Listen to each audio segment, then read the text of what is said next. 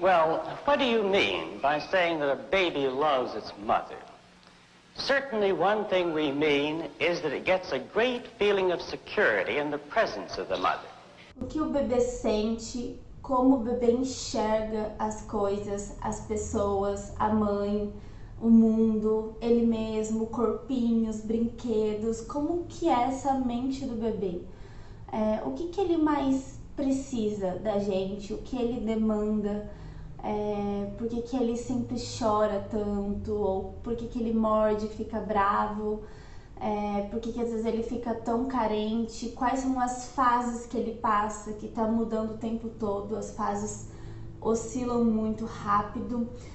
O que acontece com o bebê nesse sentido emocional, afetivo, psicológico, mental, todo esse aspecto que faz uma diferença muito grande para a gente conhecer, principalmente para vocês que são mães e que realmente lidam com eles todos os dias. Isso tudo é o que a psicologia estuda, é o que a gente vê sobre personalidade, sobre o medo, insegurança, autoestima, autoconfiança. A psicologia estuda todo esse campo, principalmente da infância. Se vocês forem um dia chegar a fazer terapia, vocês vão perceber que em algum momento vocês vão começar a falar da infância, de quando vocês eram bem pequenininhas, da relação que tinha com a mãe, com o pai, com o ambiente, da escolinha, das brincadeiras e todo esse mundo que a gente nunca deixa para trás, a gente sempre vai carregar. A gente sempre vai carregar o mundo infantil dentro da gente. A infância é uma coisa que fica muito presente, ela não é algo só do passado. Os nossos traços de personalidade, as coisas que a gente gosta, as coisas que a gente tem medo, como a gente se relaciona com as pessoas, tá muito, muito vinculado com os primeiros anos da nossa vida, como foi pra gente o início.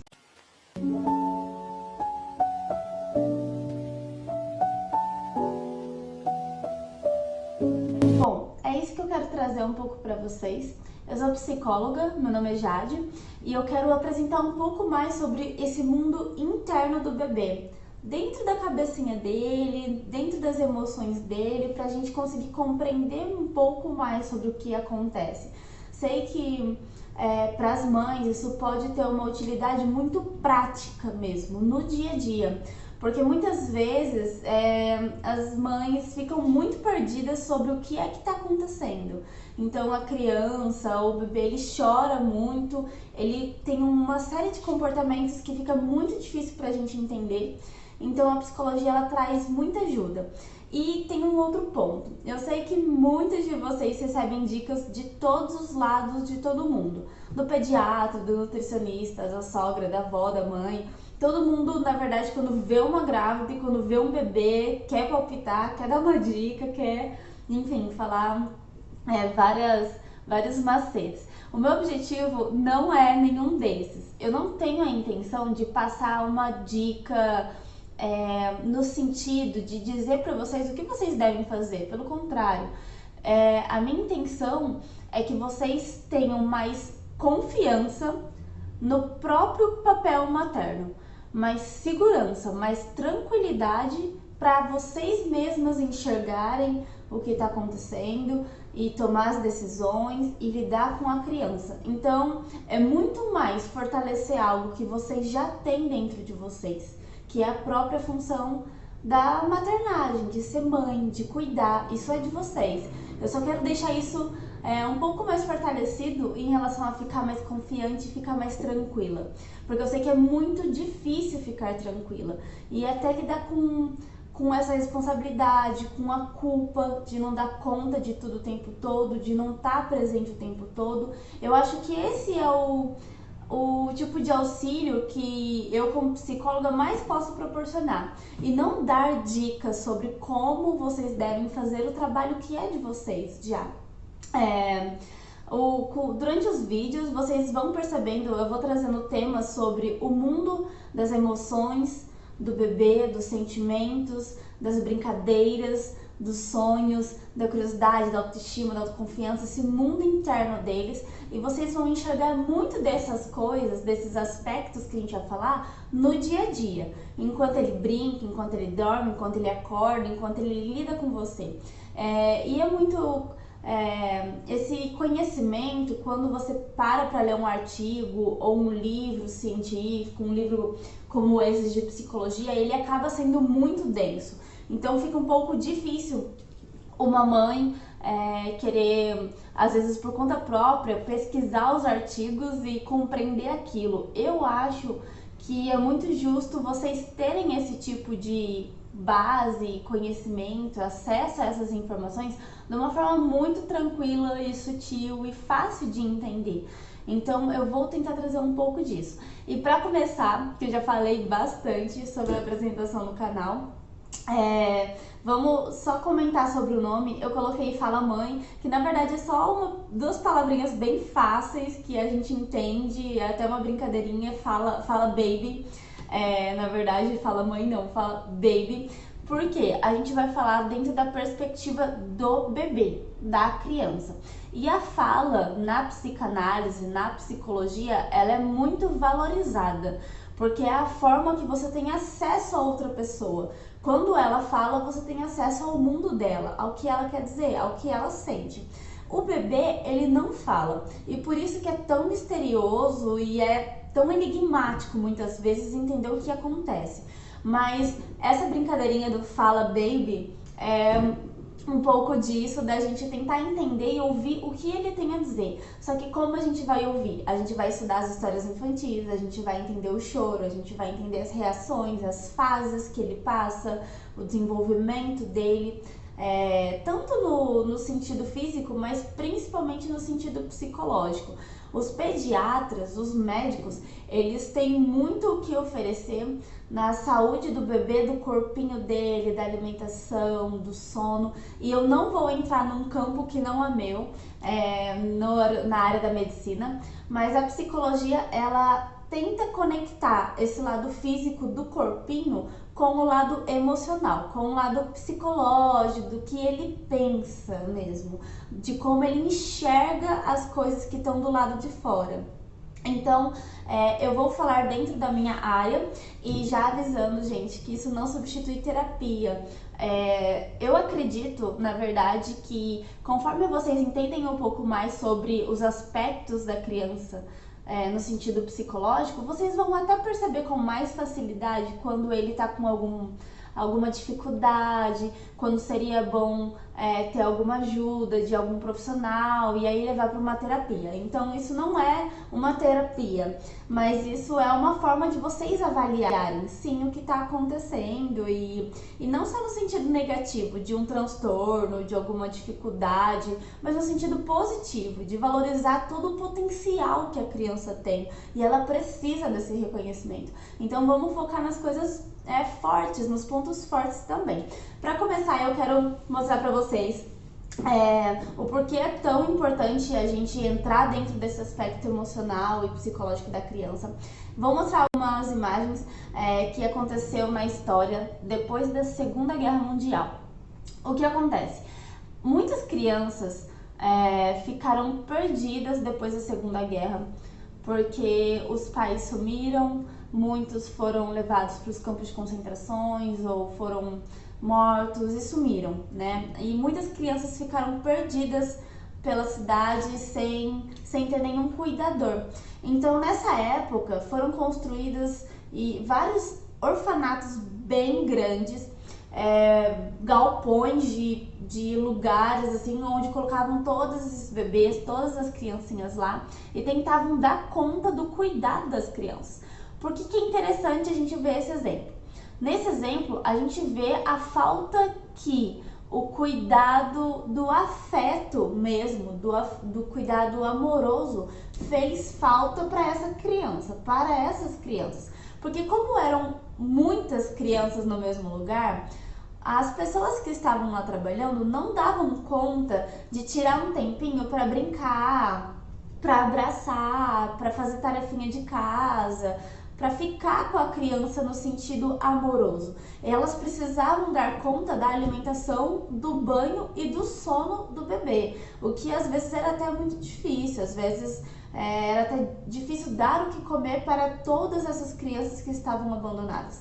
Mas eles faziam escalas onde eles sabiam quais crianças tinha que dar alimento e banho em cada horário e tinha que ser tudo muito rápido. Então chegava lá, dava banho, dava comida, colocava para dormir e já ia para a próxima criança, Nenhuma delas recebeu um olhar ou um apego, uma conexão com um adulto, no sentido profundo, um vínculo profundo mesmo, igual nós hoje fazemos com as crianças.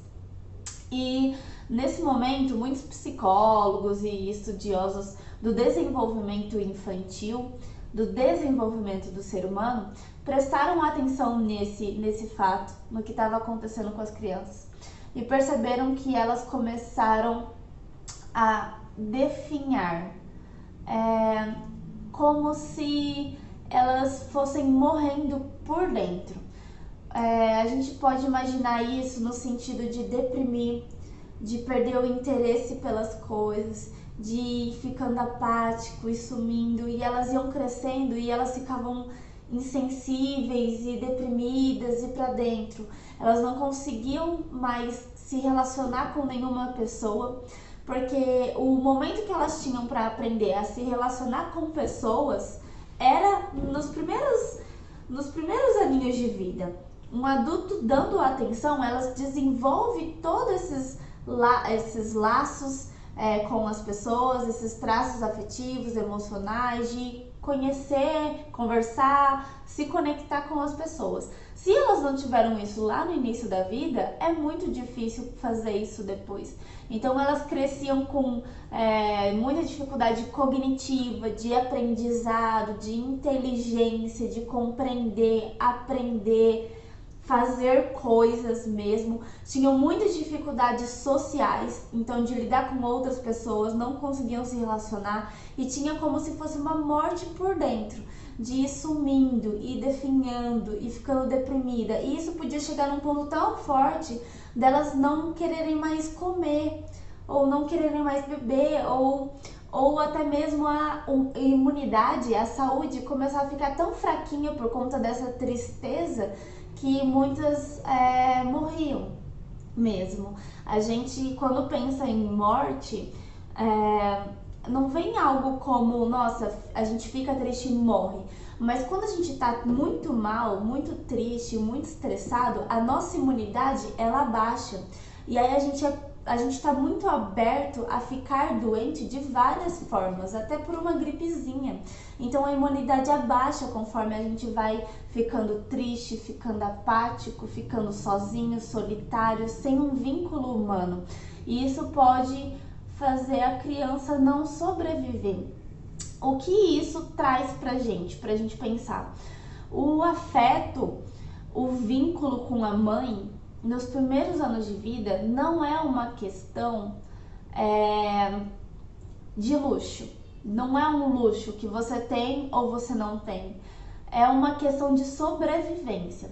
Por muito tempo, a gente acreditou, e eu sei que ainda até hoje, muitas pessoas ainda acreditam, que o que a gente precisa como seres vivos para sobrevivência é o alimento, a higiene, um calor de aquecimento para eu não morrer de frio ou ficar numa condição muito difícil. Então são questões básicas de sobrevivência, mas vinculadas à alimentação e ao cuidado físico mesmo. A gente imagina que isso é o que garante a sobrevivência do indivíduo. E a gente acha, a gente tem a tendência, essa impressão de achar que o afeto, ele vem em segunda instância, ele vem em segundo lugar, ele não é uma prioridade.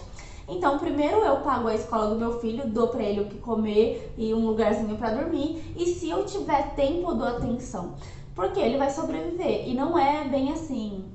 O afeto, ele é uma necessidade básica, primária, vem em primeiro lugar. Um ser vivo, um ser humano que não tem, que é desprovido, é privado, não tem acesso ao afeto, ao conforto materno, ao colinho quentinho, ele pode ter dificuldade de sobreviver mesmo. E para dar continuar essa conversa, eu vou dar outro exemplo, tirando esse da Segunda Guerra com o estudo dos orfanatos.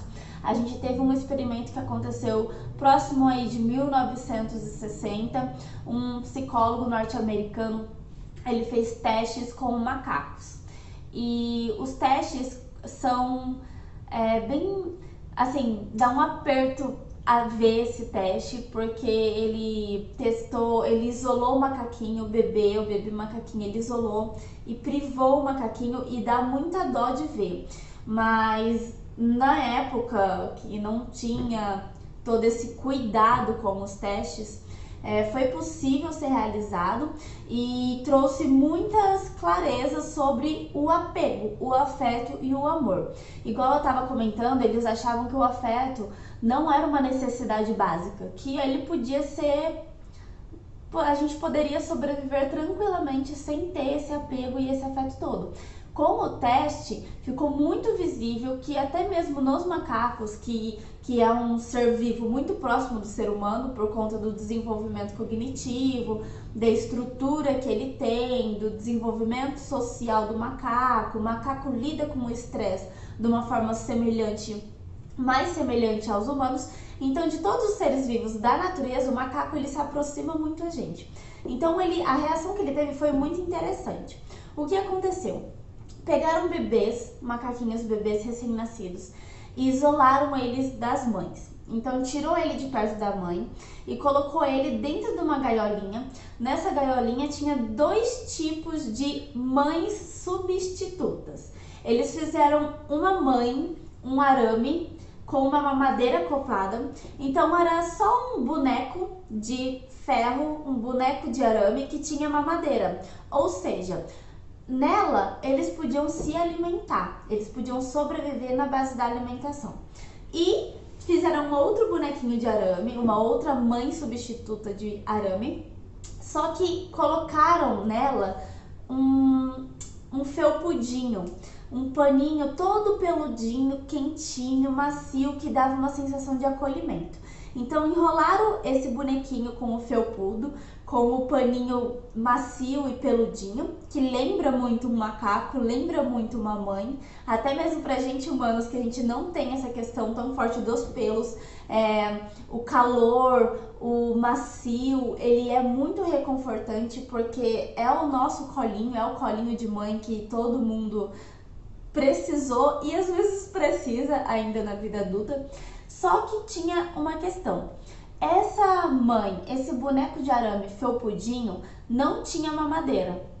Então não tinha como ele se alimentar dela. Ele tinha 2 opções.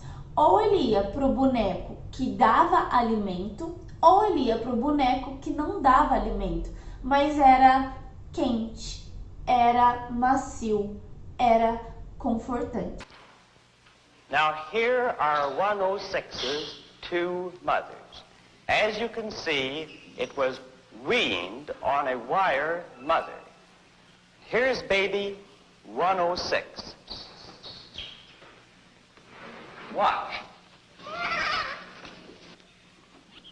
He's going to the wire mother. He's got to eat to live.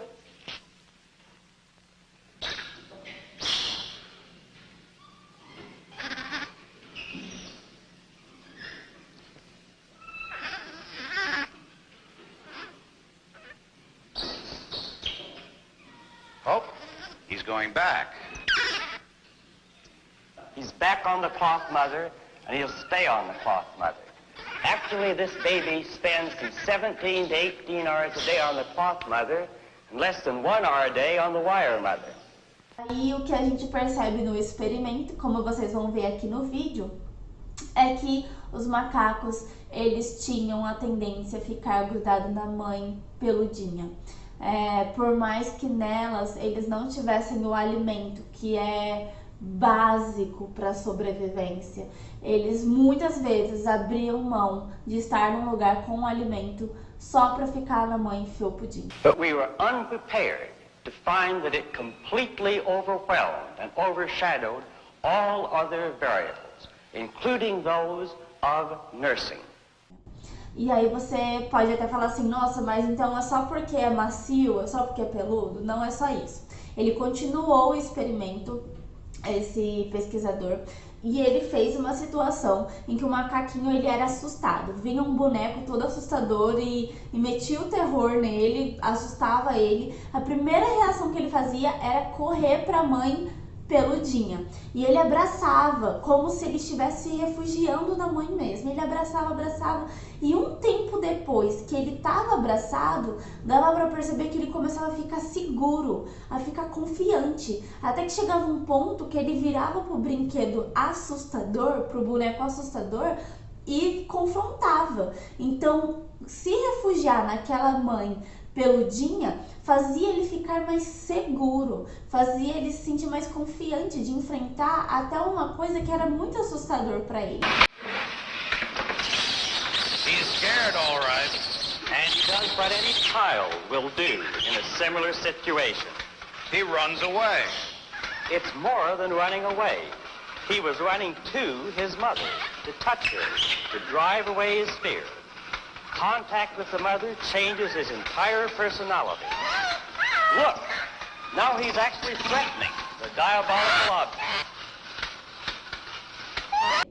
Fizeram também um outro quadradinho, bem pequenininho, com poucas coisas ali dentro, e deixaram ele lá isolado por meses, até anos. Tem macacos com diferença de tempo que durou no experimento, mas quando colocavam ele dentro dessa gaiola, sem uma mãe peludinha, sem o boneco peludinho, ele definhava, igual a gente viu na comparação com as crianças da Segunda Guerra.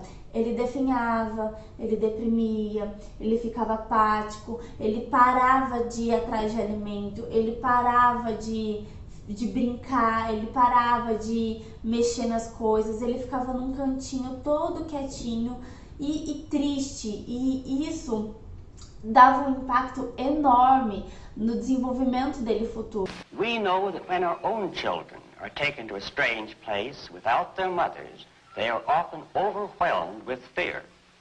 This room is just such a new and strange environment for the baby monkeys. No mother is in there. Now, let's put a monkey into the room.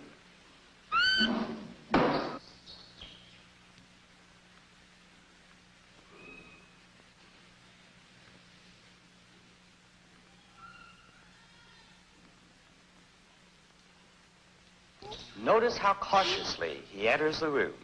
He's searching for comfort, but nothing relieves his disturbance.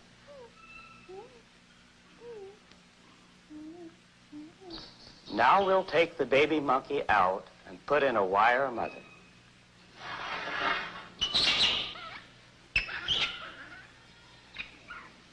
Now, this one was nursed by a wire mother.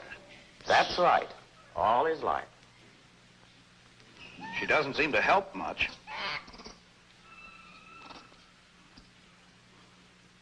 Porque quando observavam esse macaco como adulto, quando ele já estava grandinho, ele não conseguia se relacionar com os outros macacos. Ele era muito diferente em comparação aos outros macaquinhos que tiveram uma mãe. Ele não tinha a mesma desenvoltura, as mesmas habilidades, ele não procurava pelo alimento da mesma forma e ele não tinha nem desejo de procriar. Então, se a gente imaginasse colocar todos os macaquinhos em uma situação privada da mãe, do aconchego da mãe, mesmo que eles estivessem sendo alimentados, poderia até correr um risco de uma eliminação da espécie. Se eles não terem interesse em nada, na vida, em aprender, em desenvolver, nem procriar, como que essa espécie, os macaquinhos sobreviveriam, né? Então, fizeram isso e perceberam ele como um adulto muito prejudicado. Mas fizeram uma segunda parte em que pegaram outros macaquinhos nesse lugar e deixaram ele só com a mãe felpudinha. Ele, em alguns minutinhos que ele passava abraçado na mãe felpudinha, ele sentia confiança e segurança o suficiente para continuar brincalhão, continuar desenvolvendo, continuar aprendendo. Ele era curioso, ele ia de um lado para o outro, igual uma criança faz, de ir de um lado para o outro, fazer bagunça, mexer em tudo. Ele continuava com esse espírito de desenvolvimento, mesmo não sendo a mãe verdadeira. Era uma mãe felpudinha, que passava calor, que passava aconchego. Now, we'll try the same test with a cloth mother in the room.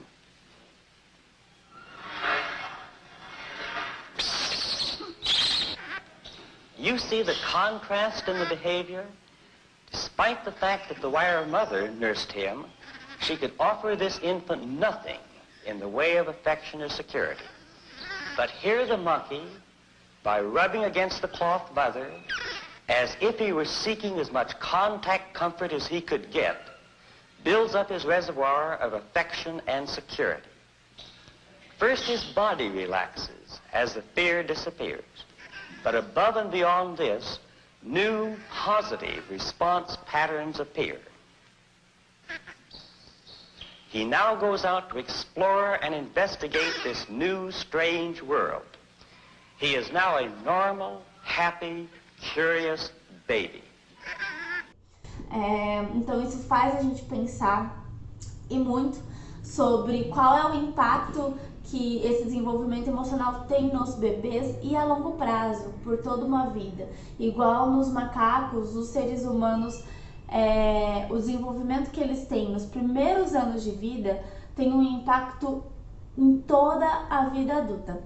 E por isso eu até quero comentar com vocês que nos vídeos, nos materiais que a gente for trazendo através dos vídeos, eu vou sempre tentar linkar para vocês a infância com a vida adulta, para vocês perceberem de uma forma mais nítida sobre o que é que eu tô falando, né? O que acontece, qual é o impacto que uma atitude agora na infância tem lá no futuro, no desenvolvimento dele como pessoa, quando ele precisar trabalhar, quando ele precisar casar, quando ele ter os próprios filhos, quando ele precisar ter amigos, ir para a faculdade, estudar, se desenvolver, arranjar emprego, ganhar dinheiro. Enfim, a vida é complexa e ele precisa ter um nível de desenvoltura para lidar com todas as áreas. A gente sabe disso, porque a gente lida com isso diariamente. Então, qual é o impacto que traz em um bom desenvolvimento afetivo, emocional, amoroso lá no início da vida? Eu sei que ouvir tudo isso pode trazer um sentimento de preocupação sobre: nossa, como que eu tô lidando com meu filho? Então quer dizer que tudo que eu faça pode gerar um impacto nele, pode gerar uma consequência. E eu quero aliviar vocês da seguinte forma. Winnicott, que é um dos grandes estudiosos na psicologia, na psicanálise sobre a criança, o psicológico da criança e do bebê, ele mesmo disse e afirmou nas teorias dele que a criança ela tem uma vitalidade natural. Ou seja, naturalmente, um bebê que vem ao mundo, ele tem algo natural dentro dele de se desenvolver. A única coisa que a gente precisa do lado de fora é entender ele e propiciar para ele um ambiente seguro o suficiente para que esse processo natural aconteça. Então não é como se você tivesse um barro na mão e você mesmo modelasse um vaso, como se você fizesse da criança um molde do que você quer, do que você espera, do que você acha. Isso não depende tanto de você, não é você que vai moldar. Na verdade, é até perigoso quando a gente tenta moldar uma criança do jeito que a gente quer. Ela tem uma vitalidade natural que é dela, ela tem os próprios potenciais dela. E isso te alivia porque tudo que a gente precisa é entender as necessidades dela, propiciar um ambiente seguro para que ela já desenvolva, ela já vai fazer isso. O problema é que muitas vezes a gente não cria uma situação segura e tranquila o suficiente e ela acaba tendo frustrações e alguns traumas e algumas debilidades nesse processo que não permite que ela, na fase adulta, tenha toda a desenvoltura que ela teria, todo o potencial que ela teria em um ambiente mais cuidado, mais zelado. Eu sei que é muito delicado, mas é para aliviar mesmo vocês. Não tá nas mãos de vocês. O filho não é um resultado de uma obra que você mesmo modelou, você mesmo manipulou, e até aconselho que vocês não tentem fazer isso. Se permitam descobrir o que é que o seu filho é, sabe? Durante o caminho, descubra o que é que ele tem de potencial, de habilidade. É incrível perceber isso. A criança, ela tem uma coisa, cada um de nós. A gente teve na nossa infância e no resto da nossa vida, e todas as crianças têm isso dentro. Algo que é muito natural dela, um traço dela que vai levar ela a escolher uma profissão, um hobby, um estilo de vida. E você pode estar descobrindo isso junto com ela e não tentando moldar ela, porque é muito pesado isso, você se sentir tão responsável pelo resultado que alguém tem na vida, né? É muito pesado e principalmente não qualquer pessoa, mas o seu filho, que é quem você mais ama, mais cuida, mais zela. Bom, gente, dito isso, eu quero assegurar vocês que todos os conteúdos que eu for trazer, o material que eu fizer, vai ser sempre baseado nos estudos, nas teorias, nos testes, nas observações, na ciência. Em nenhum momento eu vou trazer o que eu penso ou o que eu acho como mulher. Eu posso até transparecer, claro, o meu jeito e como eu sou, mas tudo isso é baseado em fatos, na ciência, nos estudos e tudo isso. E a ciência está sempre evoluindo, sempre descobrindo coisas novas. E a gente está aqui para usufruir disso na vida, no cuidado com os filhos, que é algo que é tão impactante, importante. Acho que mais do que qualquer pessoa, vocês são as que mais merecem ter acesso a isso, entender um pouco isso. Então, se vocês gostam, se vocês têm os pequenininhos em casa, eu vou estar trazendo mais coisas, tanto sobre o bebê, que é a primeira fase da vida, mas os anos posteriores, aí até em torno dos 5 aninhos, os primeiros aninhos de vida, porque é aqui que a gente está lidando com a maior riqueza, com os traços, com o desenvolvimento mais delicado que ele vai ter, assim. E eles são pequenos cientistas, eles são incríveis, são fantásticos, eles desenvolvem muito rápido muitas coisas ao mesmo tempo. A fase da nossa vida que a gente mais desenvolveu de uma forma muito rápida, essa desenvoltura toda psicológica, cognitiva, de aprendizagem emocional, física, crescimento, tudo é nessa primeira infância. Então vamos falar sobre ela.